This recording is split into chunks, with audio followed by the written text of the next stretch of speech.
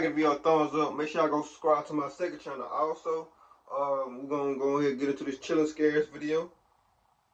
I don't know what I might do a video Monday, Wednesday, and Friday, or Monday, Tuesday, Thursday, Friday. I don't know how I might do it next week. But yeah, it's gonna be different for a couple weeks, you feel me? Got a lot of shit to do. That being said, let's go ahead and get into it, man.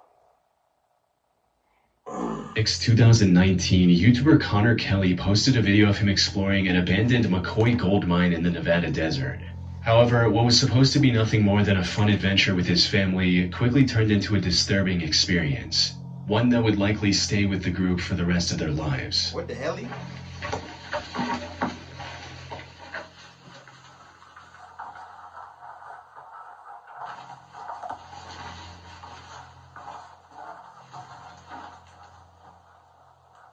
The exploration of this mine started off quite normal, with the group staying silent to avoid causing an accidental cave-in, as seen by the text they put on screen. However, after about a minute and a half of treading deeper into the mine, Connor noticed something strangely reflective on the path ahead.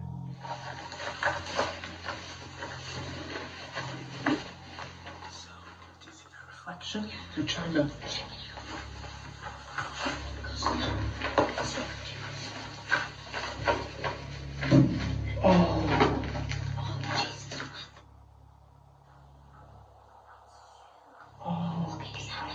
I would've got the fuck up out of there. Y'all tripping. Okay, wait, don't move, wait. No bullshit. What they found reflecting back at them was a shoe, amongst many more, in a massive pile with random bones scattered throughout. That's a bone right there. Actually, there's quite a few bones in this. What made this pile even more odd was the sheer variety of shoes on display. Many of them were clearly very modern, while some were models that were released over 30 years ago. How could such a random assortment of shoes end up in an abandoned gold mine in the middle of nowhere? Things took an even darker turn when the group ventured further into the cave and found a bunch of bones, including a relatively intact spine. This is more what? Man, hell no. It is getting creepy. Don't catch me out there. So we can't trust this.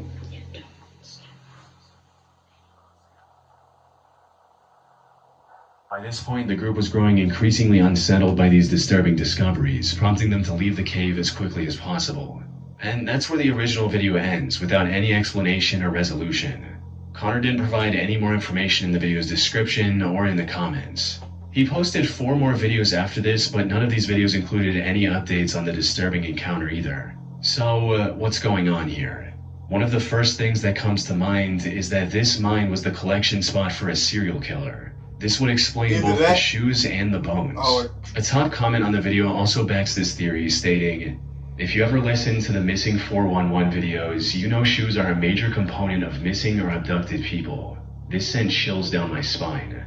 Which is true. A statistical analysis of the Missing 411 data shows that over 15% of the cases involve absent shoes. However, this theory isn't entirely likely.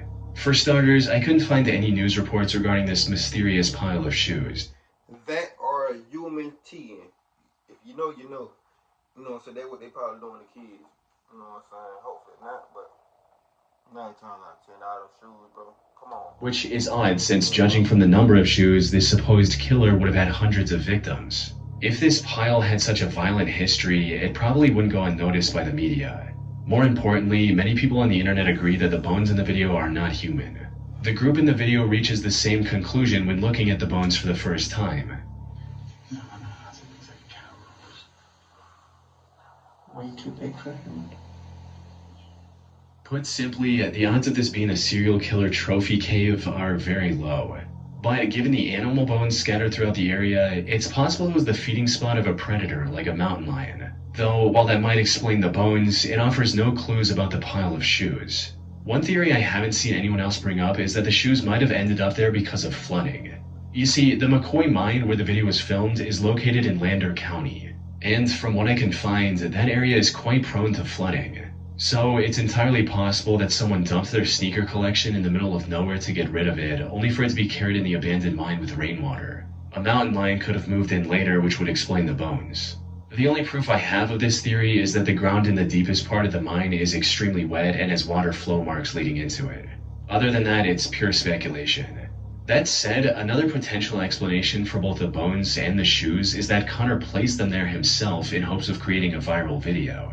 People on the internet have pointed out that the bones in the video are a bit too clean for something left in a muddy cave by a predator. Some have also claimed that a few of the bones look like they're inorganic fabrications. Another inconsistency in Connor's video is that he and his group keep claiming that all the shoes in the pile are kid-sized. Yeah, they probably put that there, I ain't gonna lie to you. He even mentioned that in the video's title, which reads, "Kids' Shoes and Bones Found in Abandoned Mine." Now, while that makes an already creepy situation even more disturbing, it's simply not true. There are plenty of adult-sized shoes visible in this pile. Unfortunately, I doubt we'll ever know what happened here for sure. It's been 6 years since the video was uploaded, and as I mentioned earlier, Connor has vanished completely from the internet ever since. Action Adventure Twins is a YouTube channel run by brothers James and Edward. The duo has been exploring dangerous and cramped caves since early 2020. Yet, despite their combined experience, one of them almost lost his life back in 2022. Oh, shit. In January of that year, the two decided to explore the popular Petty John's Cave in Georgia. They had already explored parts of this maze-like cave multiple times before, and had even found an underground waterfall during one of their expeditions. Put simply, they were pretty confident in their ability to navigate through this cave. But unlike their previous ventures, this time they were going to tackle one of the hardest sections, the aptly named Nervous Breakdown, referring to how cavers feel when going through it. Things started off just as expected, with the pair going through the narrow and claustrophobic... Something they call nervous breakdown. I promise to God, I'm not going through it. I don't give a fuck if it's a ride at the fair. I'm not going. What the nervous breakdown? Entrance to reach the first open area of the Petty John's Cave.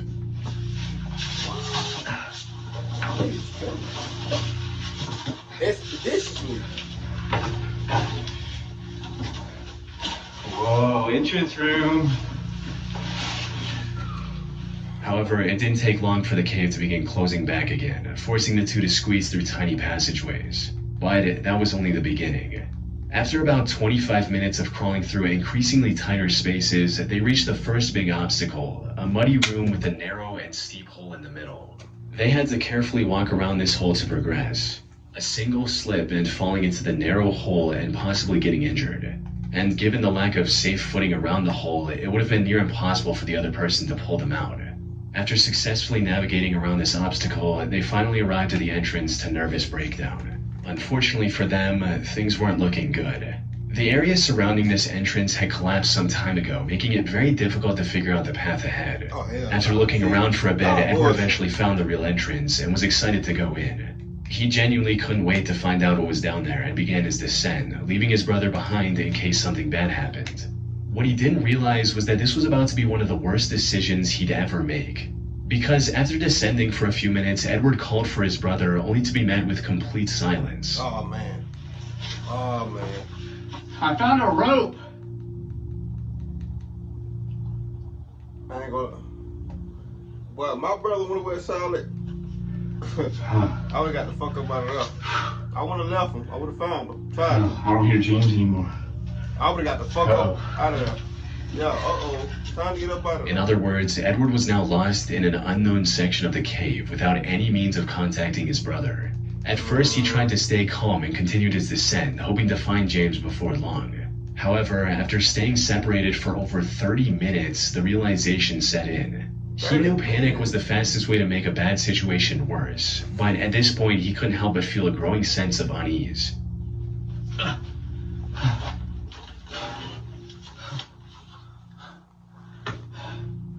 James!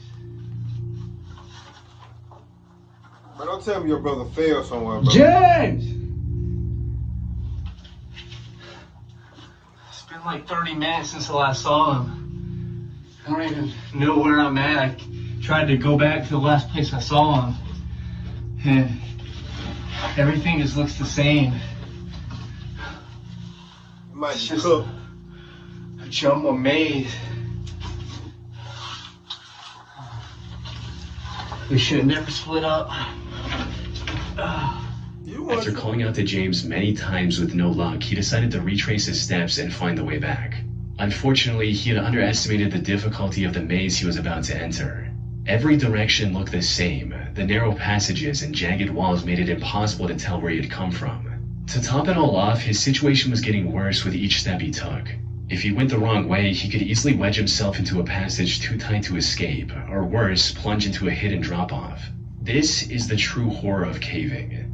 Even if he didn't injure himself, he could have just as easily wandered around aimlessly until his body gave way into exhaustion, leaving him lifeless in a cold, rocky crevice. The footage of him excitedly dropping into the nervous breakdown entrance would have ended with the camera recording his descent into confusion, fear, and eventually silence. Fortunately, that wasn't the end of his story. After going in loops for a while, Edward spotted a single piece of tape he saw on his way down. Oh. The tape? Yeah. Okay, this tape looks familiar. Oh, yeah. This has got to be the way.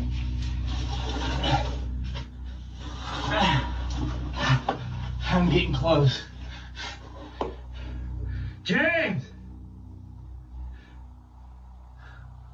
His brother still ain't called up. This unexpected clue turned out to be exactly what he needed. It helped him regain his bearings and finally head in the right direction. Finally, he heard the best sound he could have heard in that moment. James! Oh! You're over here? Oh. What? I would be scared as fuck.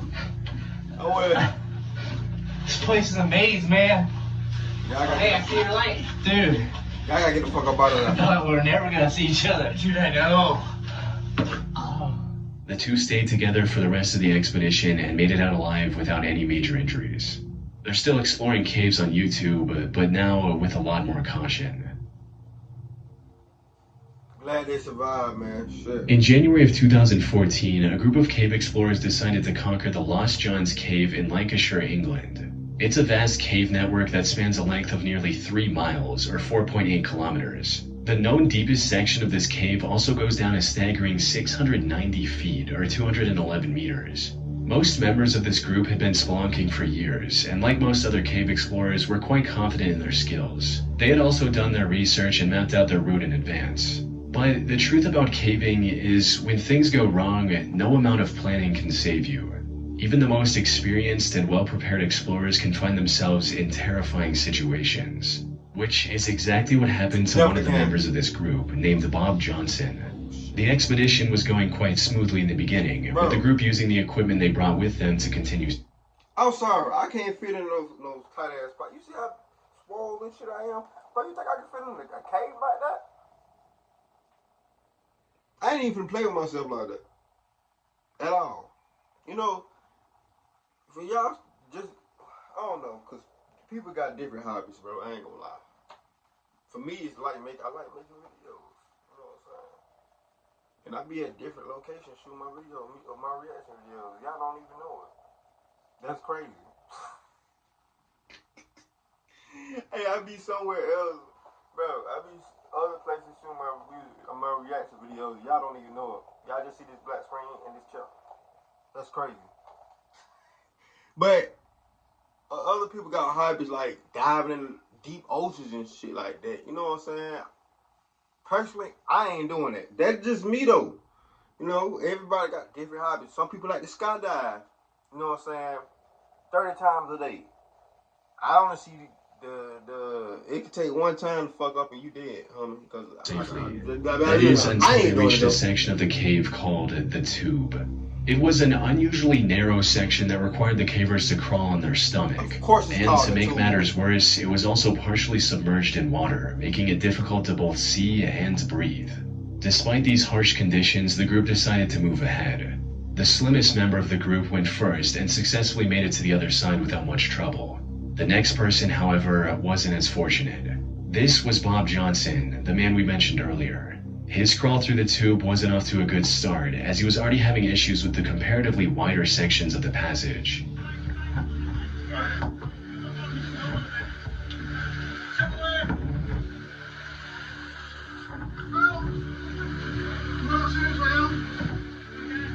He then somehow managed to reach the tightest part of this treacherous section, but that's where his luck ran out. They gotta think. It gonna take police them a long time to get to you. Rescuers to get to you. He was completely stuck from the waist down, and any attempt to free himself only made the situation worse. Now, being stuck in a narrow cave like this is extremely stressful on its own. The walls close in on you, and every movement feels like it's pushing you further into the tight space. Panic sets in as you realize just how little room you have to maneuver, and with each failed attempt to free yourself, the fear intensifies. But as if the confined space wasn't enough to make his heart race, Bob now had to contend with something far more terrifying: the rapidly flowing water. Water makes any caving venture 10 times worse. In a dry cave, even if you're stuck, you still have time to think and plan your escape. But when water starts to rise, the situation shifts from bad to life-threatening. The feeling of water creeping up around you in an already claustrophobic space is a nightmare on its own. The real danger with water, however, is that you have mere minutes before drowning becomes a very real possibility. Bob knew this possibility all too well. He gave his all to free himself. Unfortunately, the water was quickly filling up his suit, making it even more difficult to squeeze through. But when the situation seemed hopeless, one of the members had an idea that ended up saving Bob's life. Instead of pushing forward, the members behind him tried pulling him back, and it worked. I would have told my ass home. Bye. Nah. I'll catch y'all when y'all come back. Bob was finally free, though his troubles weren't over. He later revealed in a comment that him and the 2 members who pulled him back had crawled for another 3 hours to get out of the cave from a different exit. This incident also left him traumatized to the point where he can't even watch this video without becoming anxious. From what I can find, he scaled back on caving and picked up a much safer hobby in cycling, and now appears to be doing just fine. On the 7th of September 2024, the Action Adventure Twins YouTube channel posted a video exploring a mysterious cave someone found on their property. This is the same channel we talked about earlier, where the 2 brothers got separated and almost lost their lives in the maze of the cave. They've learned their lessons since and approached this one with far more caution. But with an entrance as life-threatening as this one, even the best precautions could have proven to not be enough. Alright, so the guy dropped us off halfway up the hill, and he doesn't know anybody who's been down this thing, but we were at the cave. He says he threw a rope down it with a rock and it was 200 feet deep before it stopped. So we got this stick here. We're going to see if our rope reaches.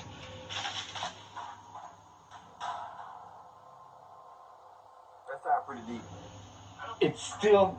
Oh, you were right, it kept going. This alone is enough to terrify most people, with one person stating, "This channel has given me a new fear about walking in the woods. The fact that you could just slip and fall down a hole like that is insane. Yeah. Now anytime I go anywhere, I wonder how many massive voids are right below my feet that I could fall into at any moment." But that didn't deter Edward and James.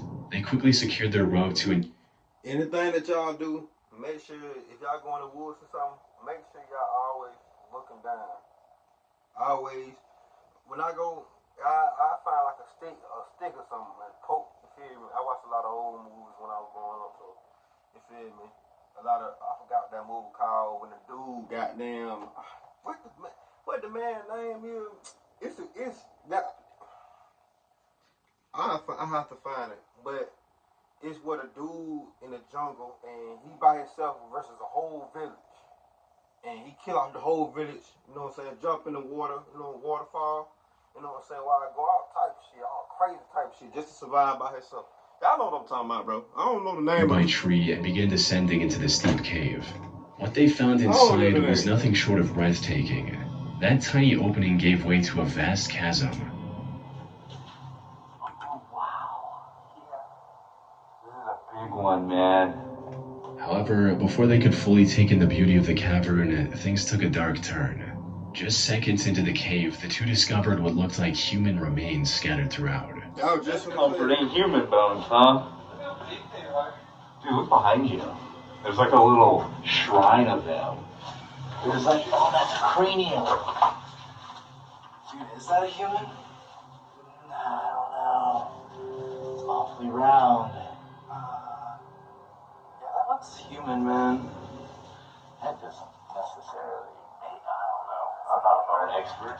From there, they continued exploring the cave as it kept getting bigger the further they went into it. They also discovered old caving equipment like ropes and harnesses already secured to the walls, a detail that only deepened the mystery surrounding the bones they had found earlier. If they did belong to a person, as the two suspected, it was possible they belonged to a previous explorer. This explorer likely had an accident and died in the cave without ever making it out. On their way in, they did find scattered bones right below the entrance. These were likely the remains of people who accidentally fell into the otherwise unassuming hole.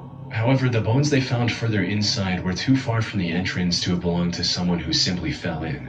It's also possible that these remains belonged to the victim of a deranged killer. Someone who either had ended a person's life within the cave, or maybe threw the person into the hole and later dragged their body further into the cave. Some people, however, weren't convinced and accused the brothers of faking the whole thing, especially since the way Edward and James handled some of these remains felt a bit too casual. That said, while YouTubers faking these finds to get a viral video isn't uncommon, this one turned out to be true. The video received several comments from experts confirming that these remains were indeed real and human, with one such person writing, "My girlfriend and I are watching from Canada. We're both paramedics, definitely a human femur and a human cranium. But this raised an even bigger question. When did the owner of these bones pass away? If they disappeared into the cave in the last few decades, this discovery could end up cracking an unsolved case." I ended up contacting the action-adventure twins to see what they had to say or if they had made any police reports afterwards. We ended up contacting the authorities about the bones. They were determined to be human and were apparently a Native American that either slipped and fell into the pit cave or was thrown in there after death and are 2,000 years old. While this did rule out the possibility that these bones belonged to someone more recent, the despair of whoever ended up in that cave alone 2,000 years ago is just as impossible to ignore. They likely fell into the cave, somehow survived the fall, and ended up starving to death while looking for a way out. On October 28, 2004, 50-year-old Australian airline pilot and scuba diver David John Shaw broke the world record for the deepest successful dive in history. He achieved this by reaching a depth of 270 meters in Bushman's Hole, one of the deepest freshwater caves in the world. The sole purpose of this dive was to break the record. However, when he reached the bottom, he found something that stopped him in his tracks. He found the body of Dion Dreyer, a 20-year-old scuba diver who died in that cave 10 years ago. Since humans start sinking after a certain depth, Dion's body never floated back to the surface. Given the extreme difficulty and danger of diving this deep, any plans to retrieve his body were also cancelled at the time of his death. However, a plaque in his name was installed near the diving point of Bushman's Hole, which is how David alone was is scary.